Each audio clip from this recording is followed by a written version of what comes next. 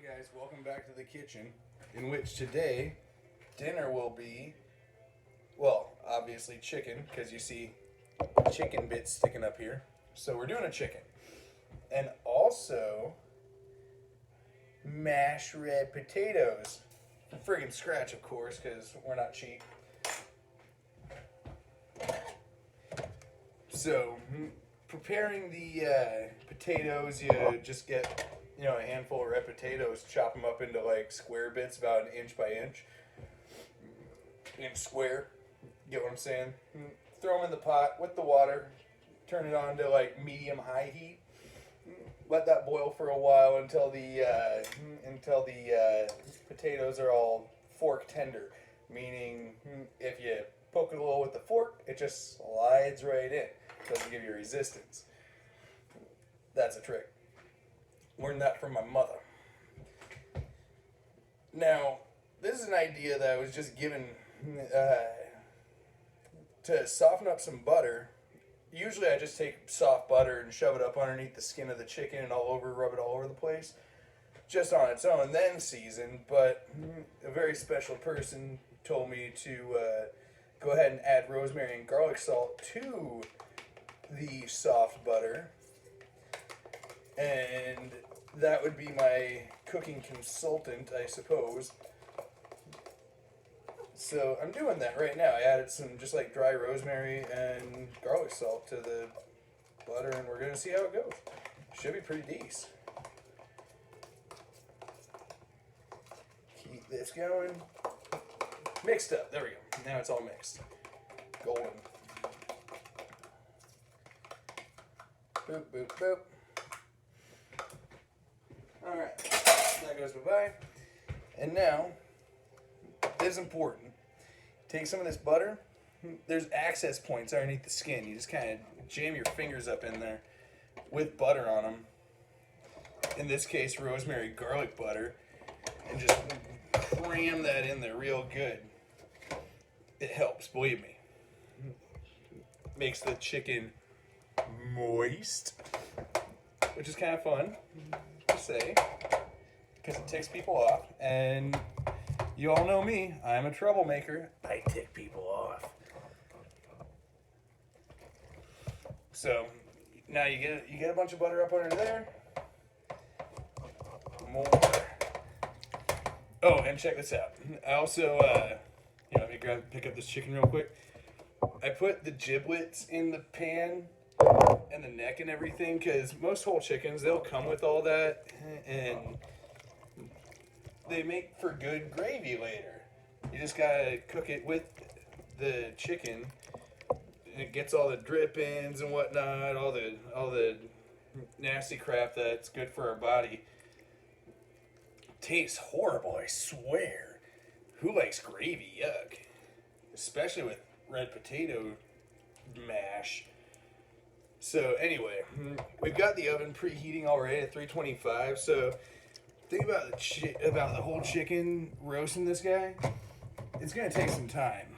So we'll probably pause for a bit and go listen to Toby Keith because that's just kind of something that we enjoy doing. So now this thing is just slathered with all this garlic and rosemary butter.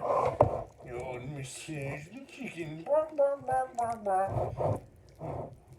Rat dirty so-and-so laid enough eggs, so we had to bump it off and eat it. Gotta wash that off my hands now. Hot water.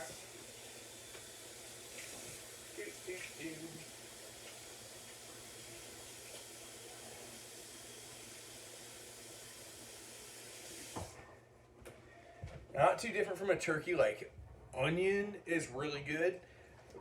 Fresh onion's awesome. We all like fresh onion, but I'm just gonna sprinkle some onion powder over the top, just a little bit, and Dad's secret ingredient, black pepper.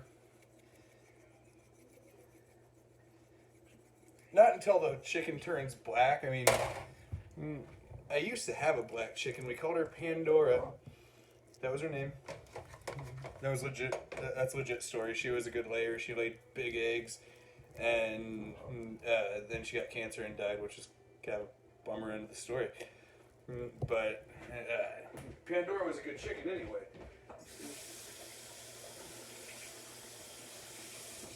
I always liked Drea's eggs. They were tiny but real tasty. A little bit on the back here. Okay, we're probably done with that. 7 already, dude? A little bit of black pepper there. And then Flopsky. Perfect. This is going to be so good. I'm excited.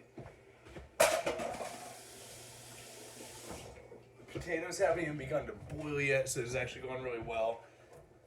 More rosemary. A little bit more rosemary on top. Ta-da. Okay, the chicken is seasoned, buttered, and ready to go in the oven. Now, do I have foil? Honest American Kitchen. I think I might be out of foil, bro. But no.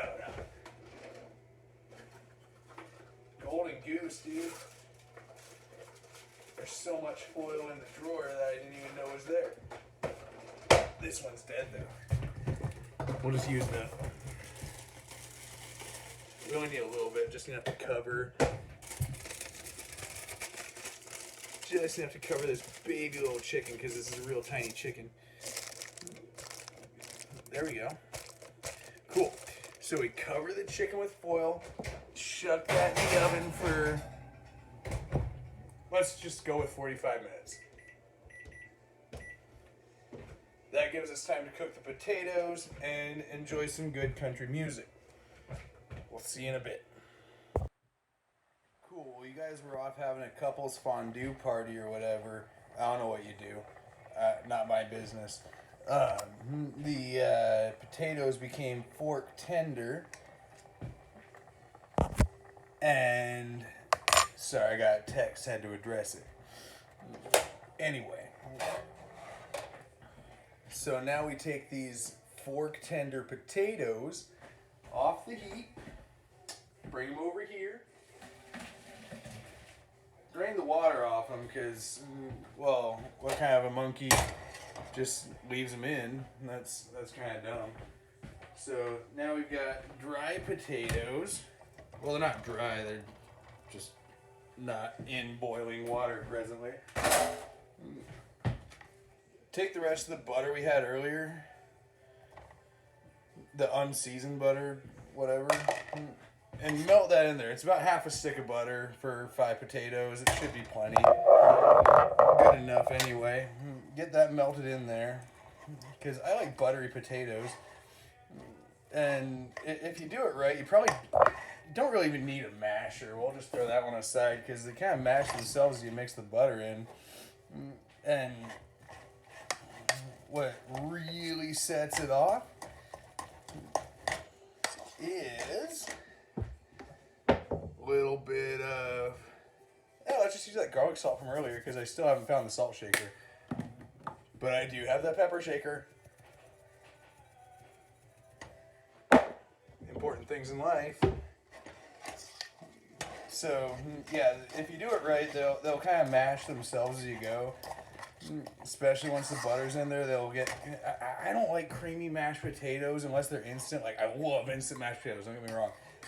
But if I'm doing my own mashed potatoes from scratch, I like them a little lumpy because I'm weird, and that's just what I grew up on. Was kind of like my mom would use the what do you call it, the whir thing, right? And get them like semi-creamy, but they stayed kind of, what do you call it? A little bit of, what's up? What screws? Do you have any? No. Or any screws? Oh yeah, there's a box of screws somewhere. Maybe on my toolbox. Check my toolbox, dude. On top of my toolbox, maybe? Unless they're, oh, they're there. You found them, cool.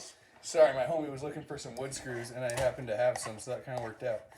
Anyway, so we've got these potatoes getting nice and mashed. They're going to be delicious. My friends are going to be so stoked.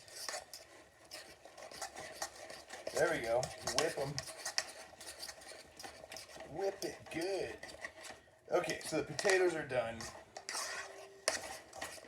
We'll probably add more butter later or something, but I'm assuming once we get the gravy made, that'll kind of replace any need for more butter. So this is just real perfect. Check it. Mashed potatoes, all as Zacharties. We'll set that aside for now and wait about however much longer on the chicken because we got some time. Alright, so totally important things that I forgot. After that first 45 minutes covered at 325, you kind of want to uncover it for like another 20 minutes and then crank the heat to like higher to crisp the outside, right? Get all that butter nice and crispy. So you crank it to like 450 for an additional probably 10 to 15 minutes after all that. We're going to check it out now.